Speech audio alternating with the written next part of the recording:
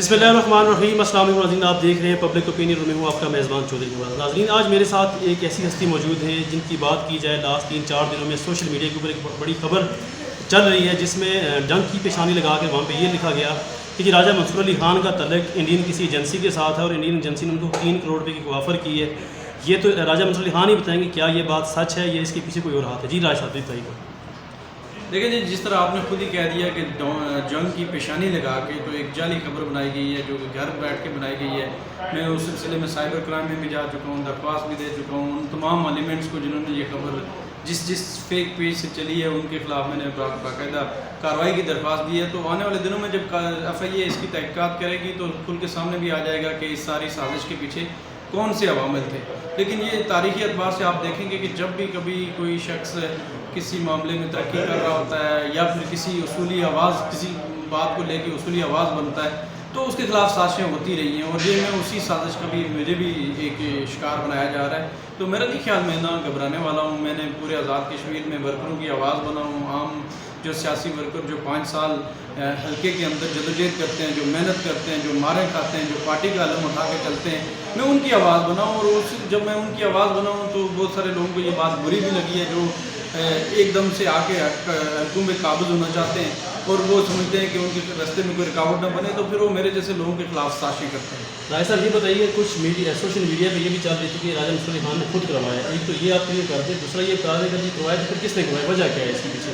دیکھیں, آپ بڑے باشعور ایک آدمی ہیں, کوئی بھی شعور آدمی سیاسی کارکن کیا یہ امیجن کر سکتا ہے کہ اتنی سینسٹیو نوعیت کی خبر جس کا تعلق قومی سلامتی سے ہو, جس میں آپ کو غداری کی طرف آپ کو دھکیلا جا رہا ہو, تو اس سے کون سی شہرت ملے گی؟ کیا مطلب اپنے آپ کو غدار ثابت کر کے کوئی شہرت حاصل کرتا ہے؟ کوئی بھی سیاسی کارکن اس بارے میں میرے خیال میں بولے گا کہ یہ کوئی بندہ اپنے لیے اتنا بڑا گڑھا نہیں کھود سکتا کہ وہ قومی سلامتی کے معاملات میں اپنے آپ کو غداری کا مرتکب قرار پائے. تو یہ ایک بونڈی سی سازش ہے, اور جو لوگ یہ کہہ رہے ہیں کہ میں نے اپنے طور پہ کی ہے تو شہرت حاصل کرنے کے لیے اور بہت سارے طریقہ کار ہیں. خدا نخواستہ ملک سے غداری کا الزام کوئی اپنے ذمہ نہیں لے گا. تو یہ ہر آدمی کو پتہ ہے, جو بھی یہ لوگ کوشش کر رہے ہیں کہ چونکہ لوگوں نے دیکھا کہ جب میرے خلاف یہ خبر لگی اس کے بعد پورے آزاد کشمیر سے اکراس دا بورڈ سیاسی برادری میرے ساتھ کھڑی ہوئی, پی ٹی آئی کے وہ تمام لوگ میرے ساتھ کھڑے ہوئے جو بااصول تھے, انہوں نے اس بات کو کنڈیم کیا.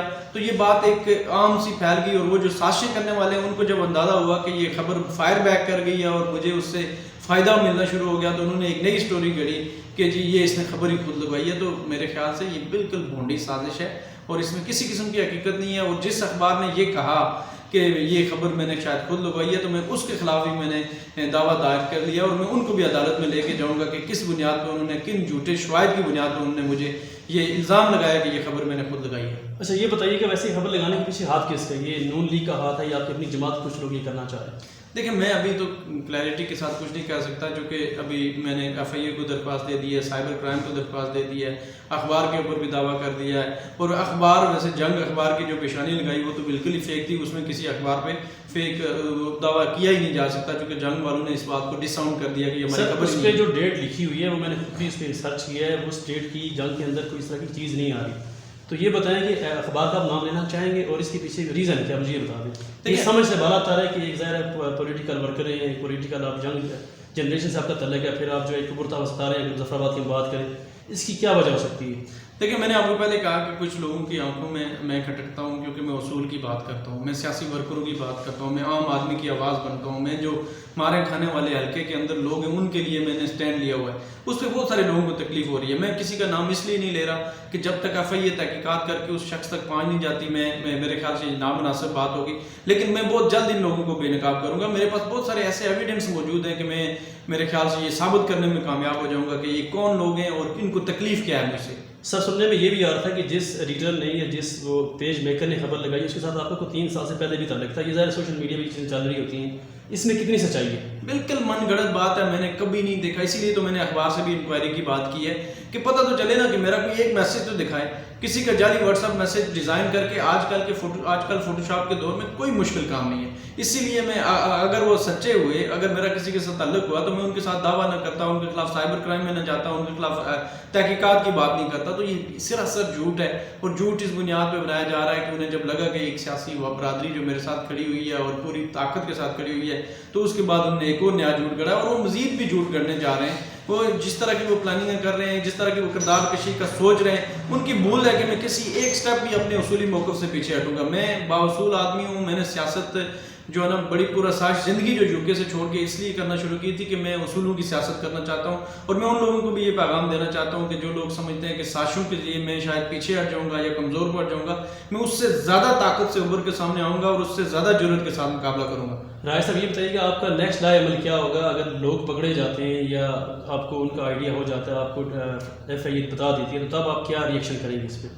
دیکھیں ریئیکشن تو قانون نے کرنا ہے اور میں نے قانون سے کروانا ہے. یہ مجھے آتا ہے کہ میں نے کیا کرنا ہے. تو یہ کوئی بھول ہے کسی کی کہ وہ اس طرح بچ کے چلا جائے گا کہ وہ کسی پہ، یہ دیکھیں یہ ہمارے یہاں بہت عام ہو گیا ہے کہ جس کی بھی شلوار اتارنی ہو اس کو جا کے آپ فیس بک پہ اس کی جھوٹی سی خبر لگا لیں اور اس کو کہیں کہ جی یہ فلانا ایجنٹ ہے، فلانا را کا ایجنٹ ہے، فلانے کے پاس کرپشن کی ہے، فلانے کا یہ کیس آ گیا. جھوٹی ویڈیوز بنا کے لگائی دی جاتی ہیں، خبریں لگا دی جاتی ہیں. تو اس سلسلے کو ختم ہونا چاہیے. اس سلسلے کو ختم کرنے کے لیے ہم میں سے ہر ایک کی اخلاقی ذمہ داری بنتی ہے کہ جب بھی کوئی جھوٹی خبر دیکھ کے اس کے ساتھ کھڑے ہوں جو وکٹم ہے، اور ساتھ یہ ہے کہ اس کی انکوائری، شفاف انکوائری کرا کے ان ملزموں کو جو بار بار لوگوں کی جو عزتیں اور پگڑیاں اچھالتے ہیں ان کو کیفرے کردار تک پہنچایا جائے تاکہ لوگوں کے اندر یہ ڈسکریجمنٹ ہو کہ کبھی کسی شریف آدمی کی اس طرح پگڑی نہیں اچھالنی چاہیے.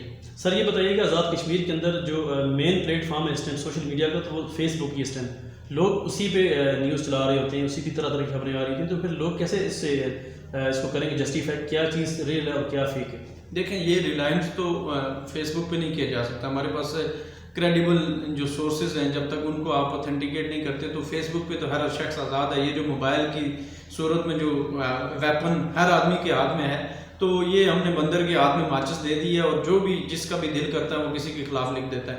تو ہمیں اس کو ڈسکریج کرنے کے لیے اسٹیٹ نے ایک لا بنایا ہوا ہے سائبر کرائم کا. اس سائبر کرائم کو ایکٹیویٹ کر کے ان لوگوں کو یہ سبق سکھانا ہوگا کہ آپ کسی کی بھی کردار کشی جب چاہے نہیں کر سکتے. آپ کو کوئی حق نہیں ہے کہ کسی شریف آدمی کے خلاف بات کرے. اور میں اپنے تمام ان لوگوں کو جو سازشیں کر رہے ہیں ان کو بتانا چاہتا ہوں کہ یہ اتنا آسان نہیں ہے.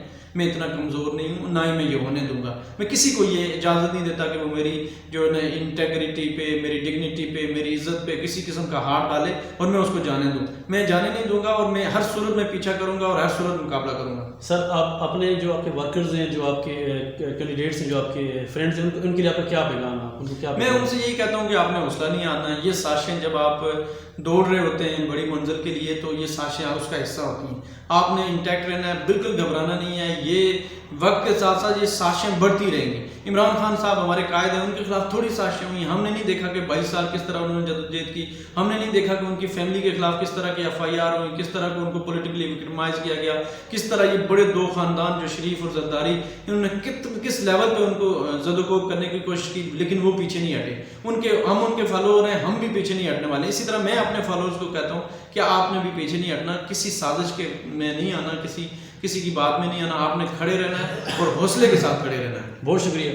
جی ناظرین، گفتگو آپ نے سنی. راجہ صاحب کا یہی کہنا ہے کہ جی آپ ہمت نہ ہاریں، حوصلے کے ساتھ کھڑے رہیں اور ہم ڈٹ کے مقابلہ کرنا ہوگا. دیکھتے رہیے پبلک اوپینین. اللہ حافظ.